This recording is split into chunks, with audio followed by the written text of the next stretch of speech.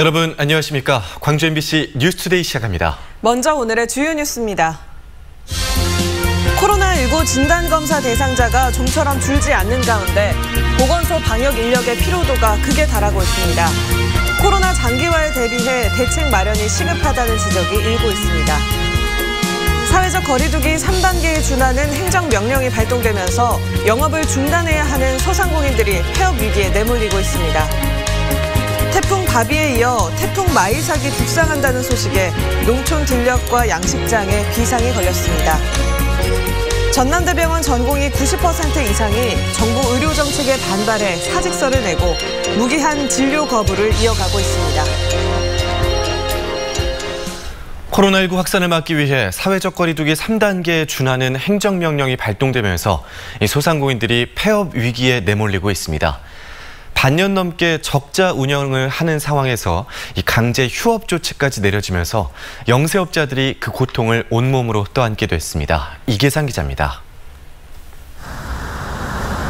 채식 뷔페 식당이 점심 식사 시간인데도 문을 닫았습니다. 코로나 확산을 막기 위해서 광주시가 지정하는 집합 금지 대상 업소가 됐기 때문입니다. 코로나 여파로 손님이 줄어든 것도 모자라 영업을 중단하는 상황이 되면서 식당 주인은 더 이상 버티기가 힘들다고 호소합니다. 임대료에다 직원 급여까지 한 달에 1,000만 원 가까이 고정비가 들다 보니 이 상황이 지속될 경우 폐업은 불가피할 수밖에 없습니다. 이제 어쩔 수 없이 또 접어야 될 수밖에 없는 실정이 아닌가. 우리가 많이 고민하고 있네요. 사회적 거리두기 3단계에 준하는 행정명령이 발동되면서 광주 지역 시설 상당수가 이렇게 집합 금지 대상이 됐습니다. 고위험 시설뿐만 아니라 공연장과 실내 체육시설 등이 추가로 포함돼서 광주 지역에서만 무려 35,700여 곳이 강제 영업 중단 조치됐거나 집합 제한 명령을 받은 것으로 집계됐습니다. 가뜩이나 적자가 누적된 상황에서 영업조차 할 수 없게 되고 행정명령 대상 기준도 모호하다 보니 소상공인들의 불만과 반발이 거세졌습니다. 지금 민원인하고 우리가 해석 차이가 좀 있는 부분이 있기 때문에 그런 부분을 좀 저희들이 주지시키고 있는 상황입니다. 광주시는 집합 금지 대상 업소 선별 과정에 형평성 문제가 불거지지 않도록 추후 대책을 마련하겠다고 밝혔습니다. 위험도 등을 재평가해가지고 차후에 이런 행정조치를 할 때 이런 부분을 반영해가지고 좀 더 형평성 있게. 특히 대형 마트나 아울렛 등은 불특정 다수가 이용하는 시설인데도 불구하고 집합 금지 명령 대상에서 빠지면서 어렵게 버텨온 소상공인들이 코로나 고통과 피해를 오롯이 떠안고 있다는 비판도 쏟아지고 있습니다. MBC 뉴스 이계상입니다. 이처럼 영세 자영업자들과 서민들의 고통이 나날이 심해지면서 재난지원금을 추가로 지급하는 방안이 논의되고 있습니다. 자치단체는 재정 여력이 없는 상태인데요. 이번 정기국회에서 전국민 지급이나 아니면 선별 지급이냐를 놓고 어떤 결론을 내릴지 주목됩니다. 김철원 기자입니다. 코로나 사태 이후 광주 시민들은 두 차례에 걸쳐 현금 형태의 지원금을 받았습니다. 한 번은 광주시 재정을 동원한 긴급 가계 생계비였고 다른 한 번은 정부가 추경을 일으켜 전 국민에게 지급한 긴급 재난지원금이었습니다. 중위소득 100% 이하 광주시 30만 가구에 지급된 생계비는 1,000억 원, 광주시 전체 60만 가구에 지급된 재난지원금은 4천억 원에 달했습니다. 가뭄의 단비와도 같았던 지원금은 광주에서 코로나 3차 유행이 진행되고 사회적 거리두기가 강화된 지금 너무나 절실합니다. 하지만 광주시에는 시 자체적으로 동원할 재정적 여력이 없습니다. 이미 지난 4월과 5월 재난기금을 통해 긴급 가계 생계비로 1,000억 원을 사용해버려 올해 초 1,174억 원에 달했던 광주시 재난기금은 이제 164억 원밖에 남아있지 않습니다. 그래서 광주시는 정부 차원의 재난지원금 지급을 촉구하고 나섰습니다. 정부가 2차 재난지원금을 시민들이 어렵기 때문에 추석 전에 지급해 주기를 바랍니다. 지원 대상과 수준은 여야와 협의해서 결정하되 지방재정과 연동하지 말고 중앙정부 책임하에서 지급해 주기를 부탁드립니다. 정부와 정치권도 2차 긴급재난지원금의 필요성을 인식하고는 있지만 지원 대상을 놓고 갈등하고 있습니다. 전 국민을 대상으로 지급하느냐, 어려운 사람들에게만 선별 지급하느냐를 놓고 여야는 물론 여당과 정부, 자치단체장끼리도 주장이 분분합니다. 코로나 4차 추경이 편성돼 재난지원금이 지급될 것인지 총선 이후 처음 열리는 이번 정기국회에 쏠린 시민들의 관심이 무겁습니다. MBC 뉴스 김철원입니다. 태풍이 북상 중입니다. 제9호 태풍 마이삭은 여전히 매우 강한 세력을 유지한 채 북상 중인데요. 현재 서귀포 남쪽 약 300km 부근 해상에서 북상 중입니다. 오늘 저녁이면 서귀포 동쪽 해상을 지나서 남해안으로 다가오겠고요. 내일 새벽이면 부산 부근에 상륙할 것으로 예상되고 있습니다. 현재 예상되는 경로대로라면 우리 지역 최근접 예상 시간은 오늘 밤부터 내일 새벽 사이가 되겠습니다.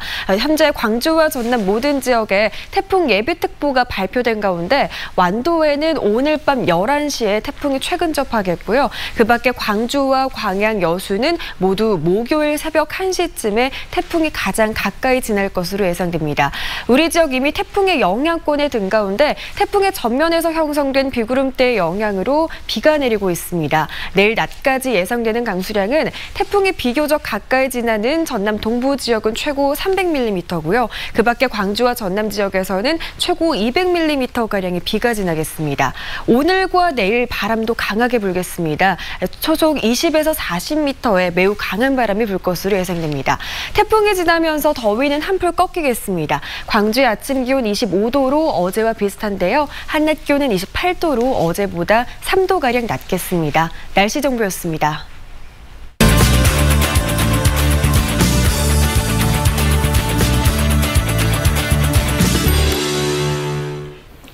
조금 전에 강화된 사회적 거리 두기로 인해 소상공인들의 피해가 커지고 있다는 소식 전해드렸습니다. 소상공인 입장에서 위기를 넘길 수 있는 지원책은 무엇인지 또 도움을 받을 수 있는 방법은 없는지 알아보는 자리 마련했습니다.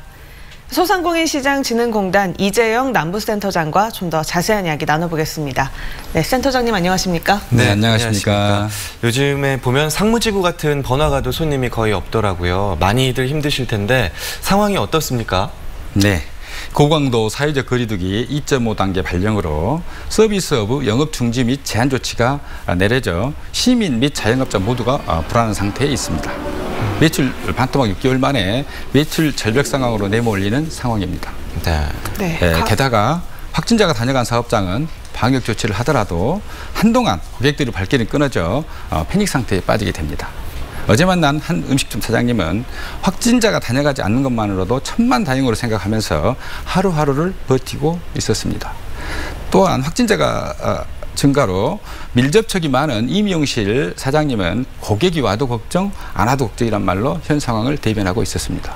네, 가게 규모나 업종별로 피해가 다 달라서 어떻게 지원해야 할지 어려움도 있을 것 같은데요. 어떻습니까? 네, 그렇습니다. 업종별 감소폭을 살펴보면요. 학원, 노래방, 유흥업소, 예식장, 여행업 등은 90% 정도 감소했고요. 네. 유통업, 음식점, 미용업, 꽃집, 실내 체육업종은 50 내지 70%가 감소했습니다. 택시, 버스, 화물 등 물류 운송업은 50% 감소했습니다. 네. 반면 코로나 특수업종인 방역, 살균, 소독약품, 의료용품 업종은 오히려 10배 이상 상승한 걸로 나와 있습니다.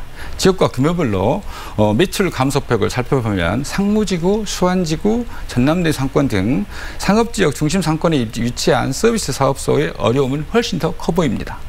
사업 규모가 큰 사업장은 매출 감소와 고정비 지출이라는 이중고를 겪고 있습니다. 특히 비대면 수업으로 대학가 상권 소상공인들의 어려움은 훨씬 더 커 보입니다. 그렇군요. 자영업자들 분들 중에 대출 생각하는 분들도 많으신데 연초부터 대출이 계속됐잖아요. 지금도 좀 받을 수 있습니까? 네, 그렇습니다. 올 상반기 전남 지역 코로나 위기 소상공인 자영업 자금 지원 규모는 작년 동기 대비 한 4배인 4천억 정도 대출이 되었습니다.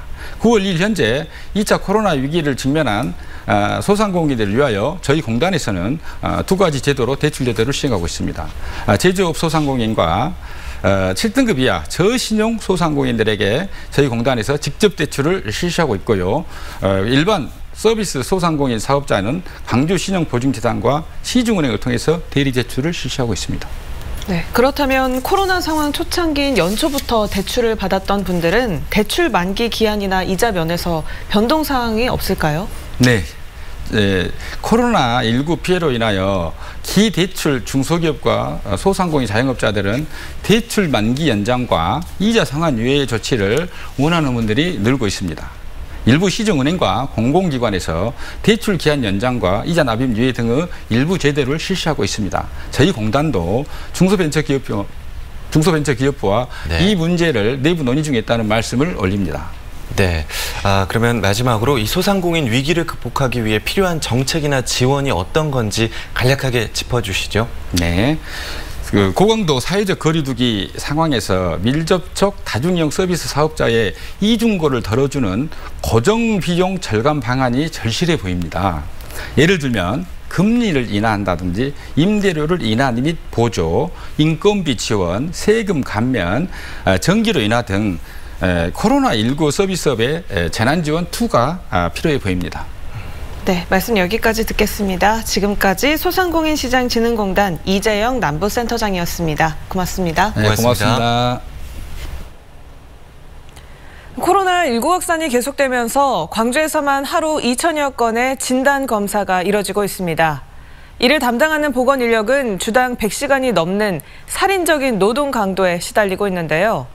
보건소 직원이 탈수해 쓰러지는 일까지 있었습니다. 우종훈 기자가 취재했습니다.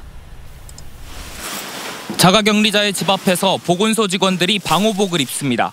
폭염주의보가 발효된 무더운 날씨지만 집을 방문할 때마다 방호복 입고 벗기를 반복해야 합니다. 소리를 네, 목젖이 잘 보입니다. 네. 잠깐의 진단검사였지만 손과 이마에는 이미 땀이 흥건합니다. 이날 2명의 직원이 검사해야 하는 자가격리자는 11명. 검사를 하루 만에 마치기 위해 점심시간도 반납한 채 일에 몰두합니다. 입고 벗고 하는 것도 힘들긴 한데 일단 입고 나면 그 안에 공기가 잘 안 들어오니까 굉장히 땀이 많이 나고 더위 때문에 실은 힘들어요. 광주 코로나19 첫 확진자가 나온 이후 7개월이 지나면서 방역, 보건 인력들이 지쳐가고 있습니다. 70여 명 남짓한 이 보건소 직원들은 주당 최대 150시간을 초과해 일하고 있습니다. 최근에는 선별진료소에서 일하던 40대 직원이 탈수 증세로 정신을 잃어 병원에 옮겨지기도 했습니다. 해당 직원은 다른 직원의 업무 강도를 고려해 사흘 만에 업무에 복귀했습니다. 검사를 오전에 검사를 하다가 쓰러졌었는데 우선 응급조치로 열을 식히고 체온을 좀 떨어뜨리게 만들고 각 자치구의 선별진료소와 검체 조사기관 등에서 근무하는 방역과 보건 담당 직원은 560여 명 남짓. 이들이 관리하는 자가격리자는 광주에 1,900여 명에 이르고 하루 최대 2,000건의 진단검사를 실시합니다. 담당 직원들의 피로도가 누적되면서 광주시는 전직 의료인을 상대로 자원봉사단을 모집하고 나섰습니다. 주말에도 그런 경우에는 선별진료소를 운영을 하거나 또 이동해서 선별진료소를 운영하는 사례가 있습니다. 이런 일들은 굉장히 선별진료소에 대한 인력이 과부하되고 있는. 잠잠해진 줄 알았던 코로나19가 광화문 집회와 성림 침례교회를 중심으로 3차 유행에 이르면서 코로나19의 최일선을 담당하는 인력들의 피로도가 극에 달하고 있습니다. MBC 뉴스 우종훈입니다. 전남도 내 코로나19 확진자 가운데 1차에서 음성이었다가 재검에서 양성 판정을 받은 경우가 전체의 14%로 집계됐습니다. 전라남도에 따르면 어제를 기준으로 전남 지역 코로나19 확진자 146명 가운데 1차 음성 판정을 받은 뒤 2차 양성 판정을 받은 경우가 전체 14%인 21명으로 분석됐습니다. 특히 2차 검사에서 양성 판정을 받은 확진자들은 지역 감염 18명, 해외 유입 3명으로 나타났습니다. 광주지방경찰청은 성추행과 술접대 의혹을 받는 광산경찰서 박모 서장에 대해 수사에 착수했습니다. 박 서장은 지난달 21일 광주시 서구 풍암동의 한 술집에서 지인들과 술자리를 가지며 여성 종업원들에게 부적절한 신체 접촉을 하고 지인들에게 20여만 원 상당의 술접대를 받았다는 의혹을 받고 있습니다. 광주청은 박 서장에 대해 인사 조치를 건의하는 한편 피해자에 대한 2차 피해를 예방하는 데 적극적으로 나서겠다고 밝혔습니다.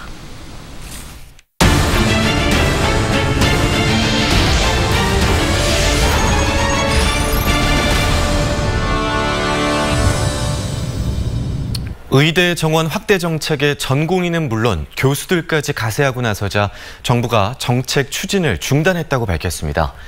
이에 따라 전남 지역 의대 신설 정책도 향방이 묘연해졌는데요.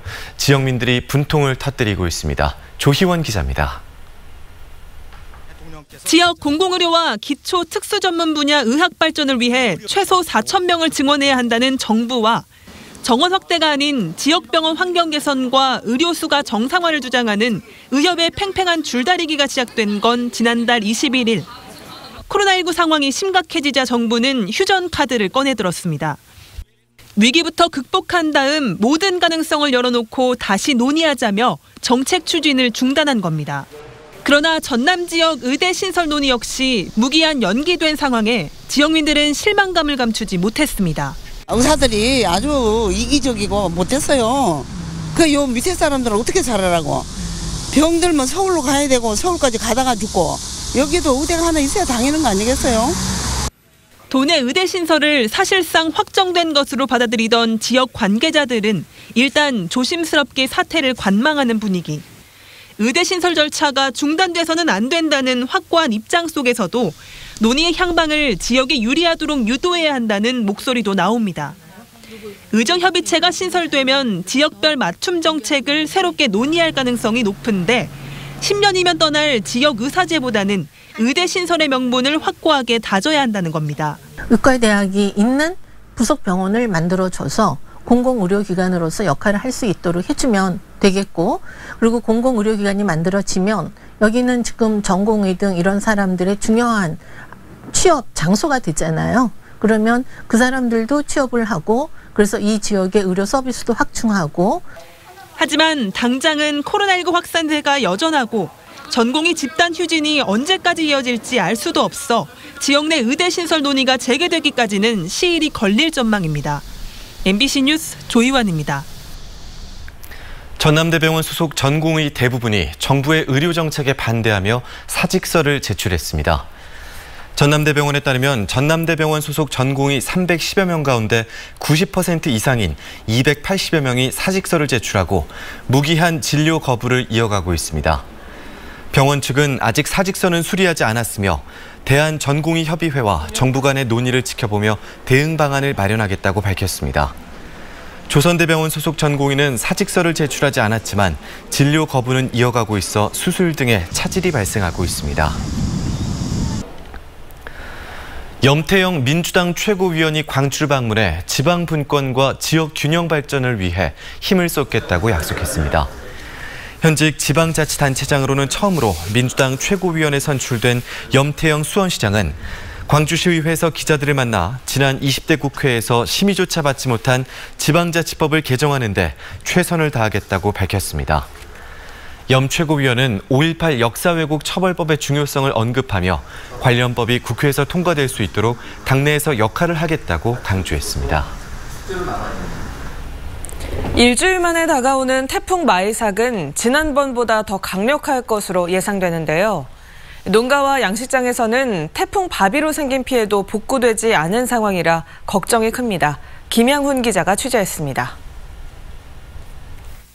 드넓은 들녘에 벼가 옆으로 누워버렸습니다. 나락이 여물어 무거워진 벼 이삭들이 태풍 바비가 몰고 온 비바람을 견디지 못하고 힘없이 쓰러진 겁니다. 벼 알맹이가 검게 변하는 흑수 피해까지 발생했습니다. 농민들은 일주일 만에 또 다가오고 있는 태풍 마이삭에 벼농사를 완전히 망치지 않을까 걱정입니다.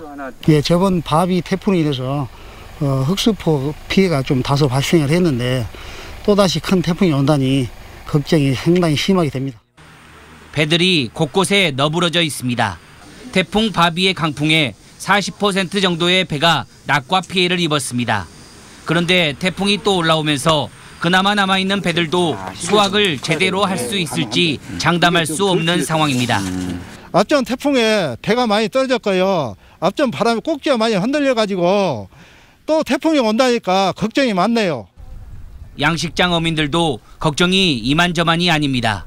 태풍 바비로 입은 양식장 피해 복구도 아직 제대로 마무리되지 않았기 때문입니다. 보통 복구하려면은 최소 10일, 15일 정도 걸려요. 복구도 안 된 상태인데 걱정이 대상 같습니다. 태풍 바비로 한 차례 피해를 입었던 농민과 어민들은 태풍 마이삭이 큰 피해 없이 무사히 지나가기만을 간절히 바라고 있습니다. MBC 뉴스 김양훈입니다.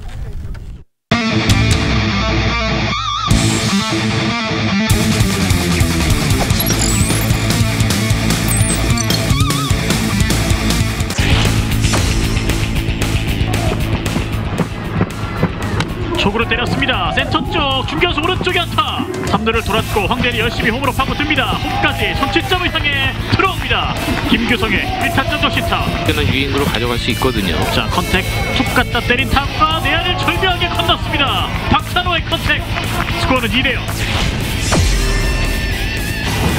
나지완도 초구를 걷어올렸습니다. 높게 뻗어갑니다. 계속 가는 타구. 담장 쪽 담장 넘었습니다. 나지완의 홈런포. 네, 결정적인 한 방을 터뜨려주는 나지완 선수 4번 타자입니다. 예. 풀카운트 투수 쪽 빠졌습니다. 센터 쪽에 안타. 3루자 득점 그리고 2루자까지 홈으로 들어옵니다. 타이거스의 1번 타자 박찬호.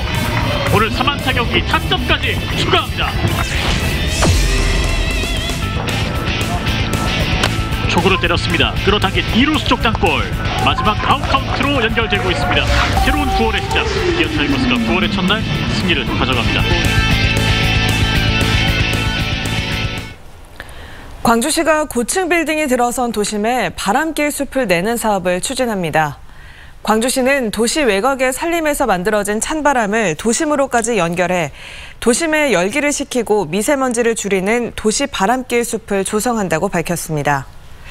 국비 100억 원과 시비 100억 원 등 모두 200억 원이 투입되는 이 사업은 공유지와 공공시설 주변을 대상으로 시행되고 오는 2022년까지 조성될 예정입니다. 광주시가 시민들이 아이디어를 낸 내년도 예산 사업 가운데 63건을 반영하기로 했습니다.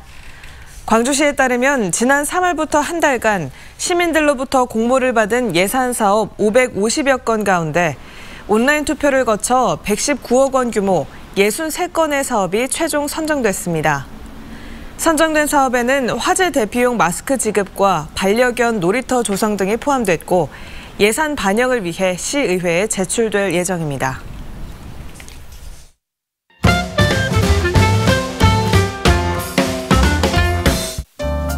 과수원이나 도심 공원에 출몰해 나무 수액을 빨아먹고 사람에겐 알레르기를 일으키는 갈색날개 매미충을 포획할 수 있는 트랩이 개발됐습니다. 전남 농업기술원이 개발한 기구는 주광색 LED로 유인해 벌레를 포획하는데요. 기존 방제 방식보다 노동력을 90%가량 줄일 수 있다고 합니다. 또 식물 추출물을 활용한 유인 물질을 개발해 매미충 포획 확률을 높일 예정입니다. 사람이 접근하기 힘든 벽지에서 멸종위기 야생식물인 진해반란의 대규모 군락지가 발견됐습니다. 진해반란은 제주도와 전남 일부 지역에서만 자생하는 식물로 바위나 고목에 붙어 자라 발견하기 어려운데요. 다도해 해상국립공원 측은 드론을 활용해 이번 군락지를 발견했다며 앞으로도 다양한 기술을 활용해 야생생물 서식지를 연구, 보존하겠다고 밝혔습니다. 5.18 민주화운동 기록관이 최근 온라인 전시관을 열었습니다. 상설 전시실을 360도 VR 파노라마로 촬영한 영상과 그동안 진행된 전시를 영상으로 만들어뒀는데요. 자세한 해설과 더불어 번역 서비스도 제공됩니다. 유리구슬을 X선 형광분석기로 분석하자 당시 활용된 착색제 성분이 드러나고 장식용 조각처럼 보이는 토기를 컴퓨터 단층 촬영으로 분석하자 물을 담을 수 있는 공간이 발견됩니다. 첨단 과학으로 밝혀낸 문화재 내 주요 정보들을 다룬 전시가 온라인으로도 공개됐는데요. 국립중앙박물관 누리집에서 자세히 살펴볼 수 있습니다.